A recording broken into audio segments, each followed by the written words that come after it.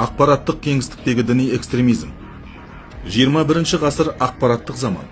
Бүгінгі таңда интернет желісі экстремистік және террористік ұйымдардың ақпараттық қызметінің негізгі алаңына айналды. Бұл құбылыс ақпаратты онлайн таратудың тиімділігі мен ыңғайлылығына, географиялық шоғырлануына қарамастан ауқымды аудиторияны қамту мүмкіндігіне ие. Экстремистік топтар тарапынан жаңа жақтастарды қатарына тарту үшін барлық қолжетімді мүмкіндіктер қолданылады. Әлеуметтік желілер, тақырыптық форумдар, мессенджерлер, онлайн ойындар және тағы басқа. Экстремистік ұйымдардың негізгі мақсатты аудиториясы әлеуметтік, саяси, экономикалық және басқа факторлардың әсерінен берік идеологиялық көзқарасы қалыптаспаған жастар санаты болып табылады. Жастардың интернет арқылы радикалдануы жаһандық үдеріс. Оның аясында әлеуметтік желілер зорлық-зомбылықты насихаттаудың, радикалды идеялардың таралуының стратегиялық құрал ретінде қолданылады. Әлеуметтік желілер мен SMM жарнамалық құралдарын пайдалану арқылы халықаралық террористік ұйымдардың көшбасшылары өз аудиториясының негізгі қажеттіліктерін анықтап, соған сәйкес материалдар дайындайды. Бүгінгі таңда әлемде онлайн кеңістікті пайдалана отырып, діни экстремизм мен терроризмге қарсы тұрудың түрлі әдістері қолданылуда.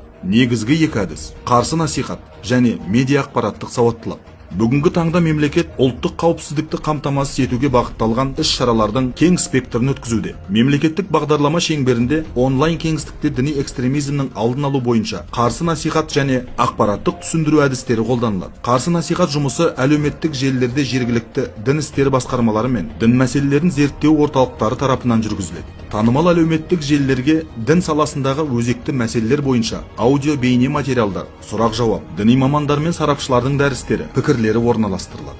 Сонымен қатар, экстремизм мен терроризм идеяларын насихаттайтын материалдарды анықтау бойынша бұқаралық ақпарат құралдарына, интернет ресурстарға, оның ішінде әлеуметтік желілерге тұрақты мониторинг жүргізіледі. Жатағым өкілдерінің жалынды сөздерін еріп, болашағымызға балта шаппайық.